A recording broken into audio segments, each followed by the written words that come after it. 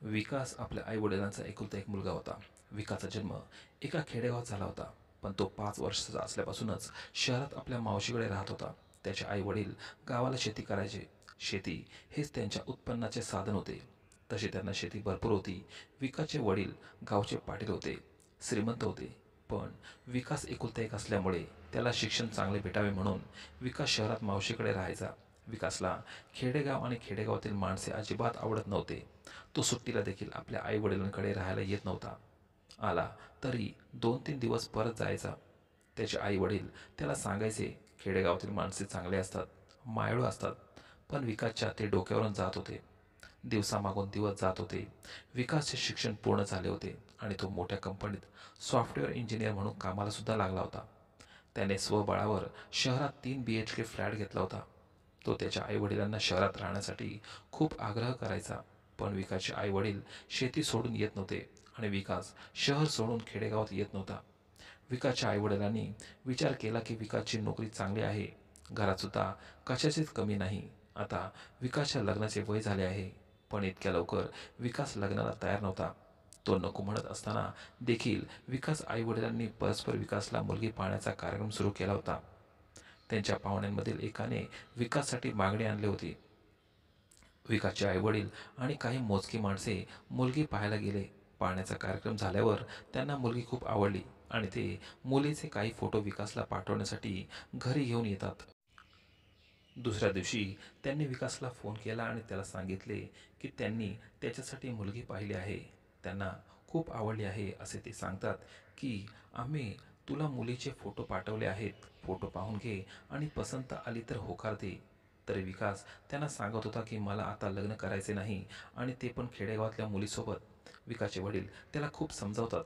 त्यावर विकास थोडा वेळ विचार करतो आणि म्हणतो, ठीक आहे, तुम्ही पाहिले असेल तर मला पाहायची गरज नाही, तरी पण तू मुलगी पाहून घे, त्याचे वडील म्हणतात आणि त्याला फोटोसोबत मुलीचा बायोडेटा पण पाठवतात.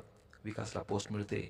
तो मुलीचा फोटो पाहतो आणि त्याच्या वडिलांना फोन लावतो आणि म्हणतो, मुलगी सावळी आहे बाबा. पण त्याचे वडील म्हणतात, तूच बघ आता, आम्हाला तर पसंत आहे. तिचं घर खानदानसुद्धा चांगलं आहे. मुलगी नाकी डोळी छान आहे. वडिलांनी समजावल्यानंतर विकास त्यांना होकार देतो.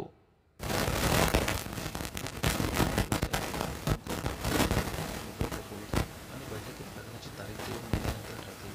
दिवस निघून गेले आणि लग्नाची तारीख जवळ आली. विकास आठवडाभर आधी सुट्टी घेऊन गावाला आला होता. त्याच्या चेहऱ्यावर कसलाच आनंद नव्हता. लग्नाच्या 2 दिवस अगोदर त्याचा साखरपुडा होता. विकासने मुलीला म्हणजे रुपालीला साखरपुड्याची पाहिल्यावर त्याला धक्काच बसला. त्याने विचार केला होता की आई वडिलांनी बघितलं म्हटल्यावर मॉडेल असेल, ती सावळी आहे आणि त्यामध्ये तिचा अवतार, साडी, मेकअप सगळं काय गावंढळ होतं. एकदम खेडेगावातली वाटत होती. बघायच्या अगोदर आई वडिलांनी थोडा तरी विचार करायला हवा होता. मी एक शहरात राहणारा आणि मला असली मुलगी शोधली. विकास खूप निराश झाला होता आणि विचार करत होता की लग्नाला नाही म्हणून टाकू. आधीच मुलीला भेटलो असतो तर बरं झालं असतं. अशीच त्याच्या मनात बडबड सुरू झाली होती. त्याचे लग्न करायचं मन नव्हतं, पण लग्नसुद्धा मोडू शकत नव्हता. 2 दिवसानंतर लग्न आलं होतं. लग्नाची सगळी तयारी झाली होती आणि लग्न मोडले तर आईवडिलांची गावात इज्जतसुद्धा राहणार नाही. हा सगळा विचार करून विकास गप्प राहिला. पाहता पाहता 2 दिवसांनी लग्नसुद्धा झाले. लग्नानंतर विकासने रुपालीला पाहिलंसुद्धा नाही. रुपाली त्याच्यासोबत बोलण्याचा प्रयत्न करत होती, पण विकास तिला टाळायचा आणि तिथून निघून जायचा किंवा तिला काही उत्तर द्यायचं नाही. विकासचं वागणं रुपालीच्या लक्षात येत होतं. त्याच्या या वागण्याने रुपाली खूप दुःखी झाली होती. 4-5 दिवसानंतर विकास आपल्या वडिलांना म्हणाला, माझ्या सुट्ट्या परवा संपणार आहेत, मला उद्या शहरात निघायला हवं. त्यावर त्याचे वडील म्हणाले, तुझ्यासोबत आता रुपालीला सुद्धा घेऊन जा. परंतु विकास म्हणाला, रुपालीला 4-5 दिवस माहेरी पाठवा, कारण ती लग्नानंतर माहेरी गेली नाही. मी पुढच्या आठवड्यात आल्यावर तिला शहरात घेऊन जाईल. ठीक आहे, पुढच्या आठवड्यात रुपालीला घेऊन जा. विकासचे वडील म्हणाले. शहरात जाऊन विकासला 1 आठवडा होऊन गेला, पण त्याने रुपालीला एकदासुद्धा फोन केला नाही आणि तिच्याबद्दल आपल्या आईवडिलांना एक शब्दसुद्धा बोलला नाही. रुपालीला सासरी येऊन 10 दिवस झाले होते, तरी विकास तिला न्यायला आला नव्हता की फोनसुद्धा केला नव्हता.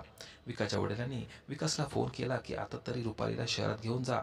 त्यावर तो म्हणाला की आता मला ऑफिसच्या कामासाठी शहराच्या बाहेर जायचं आहे, आल्यावर तिला घेऊन जाईल. पण रुपालीचे मन दुःखी झाले होते. तिला विकासचे वागणे कळत होते. विकासला फोन करायचे पण विकासला फोन उचलत नव्हता आणि विकास चुकून उचलला तर मी आता बिझी आहे, नंतर फोन करीन असं बोलून फोन ठेवून देत होता.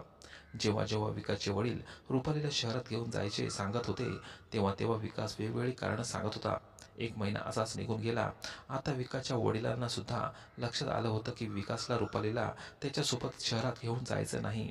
शेवटी रुपालीने तिच्या सासऱ्यांना विचारले की विकास मला त्यांच्यासोबत शहरात का नाही घेऊन जात? माझं काही चुकलं आहे का? त्यांना माझा काही त्रास आहे का? विकास माझ्यासोबत बोलत सुद्धा नाही आणि आता एक महिना होऊन गेला तरी मला शहरात न्यायला सुद्धा आला नाही. सुनबाई, असं काही नाही, फक्त थोडा वेळ कामात व्यस्त आहे. त्याने मला काल फोन केला होता. म्हणाला पुढच्या आठवड्यात गावाला येतो आणि रुपालीला घेऊन जातो. विकास या वडिलांनी काहीतरी खोटे सांगून तात्पुरती शंका घालवली होती. त्यानंतर ते स्वतःच्या रूममध्ये गेले आणि विकासला फोन लावला. ते विकासला म्हणाले की तू लवकरात लवकर घरी ये आणि रुपालीला तुझ्यासोबत घेऊन जा. आता मला काहीच कारण सांगू नकोस, कारण मी काहीच ऐकणार नाही. आणि फोन ठेवून देतात. इकडे विकास विचार करतो, मी कितीतरी दिवस आणि काय काय कारण सांगणार. त्यापेक्षा गावाला जातो आणि बाबांशी बोलतो की मी त्या गावठी मुलीला शहरात घेऊन जाणार नाही. 2 दिवसात विकास गावाला येतो. संध्याकाळ विकास जेवायला बसलेला असतो. त्याच्या आईला म्हणतो, आई, खूप दिवसांनी असं चविष्ट आणि गरमागरम जेवायला भेटलं आहे. मावशीकडे होतो तेव्हा ती पण चविष्ट जेवण बनवायची, पण आता फ्लॅटमध्ये राहतोय तर जेवण असं नसतं. नको नाराज होऊ बाळा, आता तुला दररोज असं गरम गरम आणि चविष्ट जेवण मिळत जाईल. कारण रुपाली तुझ्यासोबत येत आहे ना. आता विकासची आई विकासला म्हणाली, कोण म्हणाला आई तुला की मी रुपालीला शहरात घेऊन जाणार आहे? मी नाही घेऊन जाऊ शकत तिला शहरात. का? का नाही घेऊन जाऊ शकत तू तिला शहरात? विकासचे वडील विकासला म्हणाले, कारण त्यांनी आईचं आणि विकासचं बोलणं ऐकलं होतं. बाबा, तिथे विकासला काय बोलत ते कळेना. का नाही घेऊन जाऊ शकत तू तिला? बाबा, ती शहरातल्या वातावरणात नाही राहू शकत. त्याची आई म्हणाली, अरे विकास, हळू बोल, रुपाली ऐकेल. ऐकले तर ऐकू दे, तिलाही कळू दे. एवढं बोलून विकास त्याच्या रूममध्ये निघून गेला. त्याच्या मागे पण त्याचे वडील सुद्धा जातात आणि त्याला समजावतात की हे बघ विकास, मी तुला फोटो आणि बायोडेटा पाठवला होता आणि तुला म्हणालो सुद्धा होतो की गावाला येऊन तिला भेट, पण तू आला नाही आणि आता हे सगळं बोलतोयस. असंच तुला वागायचं होतं तर लग्न का केलंस? कशा तिच्या आयुष्याची खेळलास? बाबा, मला नव्हतं माहीत तिचं राहणं वागणं गावठी असेल. मला वाटलं तुम्ही माझ्यासाठी एक मुलगी, मॉडर्न मुलगी शोधाल म्हणून. ती शहरात नाही राहू शकत. हे बघ विकास, मला यातलं काहीच माहिती नाही. तुला सूनबाईला शहरात घेऊन जावंच लागेल, नाहीतर गावात सगळे नावं ठेवतील आणि ती बिचारी कधीपर्यंत इथे असं राहणार? बाद झालं, मला यावर आता चर्चा नको आहे. विकासने विचार केला, आता चर्चा करून काहीच फायदा नाही. बाबा आता मान्य करणार नाही. त्यापेक्षा मी रुपालीला शहरात घेऊन जातो. शहरातलं वातावरण बघून ती स्वतःच गावाला पळून येईल. त्या गावठी अडाणीला काय कळते? दुसऱ्या दिवशी विकास रुपालीला घेऊन शहरात येतो. पूर्ण रस्त्यामध्ये तो तिच्याशी काहीच बोलत नाही की पाहतही नाही. घरी येता येता रात्र होते. जेव्हा रुपाली घरी येते तेव्हा घर पाहते तर घर खूप अस्वच्छ असतं. सगळं सामान इकडे तिकडे पडलेलं असतं. रुपाली हातपाय धुवून फ्रेश होऊन किचनमध्ये जाते. किचनमधून आवाज आल्यानंतर विकास तोंड पाडून किचनमध्ये जातो आणि रुपालीला म्हणतो, मी बाहेरून जेवण मागवतो. तुला जेवण बनवायला खूप उशीर होईल. मला उद्या सकाळी लवकर उठून ऑफिसला जायचे आहे. अरे नाही, तुम्हाला बाहेर जाण्याची काहीच गरज नाही. मी गावावरून जेवण बनवून आणलं आहे. फक्त गरम करायचं आहे आणि मी तेच करत होते. चला, एवढी तरी अक्कल आहे हिच्यामध्ये. विकास मनातल्या मनात बोलतो. जेवण झाल्यावर विकास बेडरूममध्ये झोपायला जातो आणि रुपालीला काहीच न बोलता झोपी जातो. रुपाली ही दुःखी मनाने झोपते. दुसऱ्या दिवशी सकाळी रुपाली लवकर उठते. दूधवाल्याकडून दूध घेते आणि किचनमध्ये चहा आणि नाश्ता बनवते. तिकडे विकास उठून ऑफिसला जाण्यासाठी आवरतो आणि चहा नाश्ता न घेता, त्याच्या टिफिन न घेता आणि तिच्यासोबत काहीच न बोलता ऑफिसला निघून जातो. संध्याकाळी जेव्हा तो ऑफिसवरून घरी येतो तेव्हा पाऊस चालू झालेला असतो. तो भिजलेला असतो. घरी आल्यावर रुपाली घराला खूप छान सजवते. संध्याकाळी विकास जेव्हा घरी येतो तेव्हा त्याला घर खूप प्रसन्न वाटते. त्याला सजवलेलं घर खूप आवडतं, पण तो काहीच प्रतिक्रिया देत नाही आणि रूममधून निघून जातो. रुपाली थोडी नाराज होते. काही वेळेस विचार करते की घरी सगळे सांगून टाकूया का, पण तिला कोणाला त्रास द्यायचा नसतो.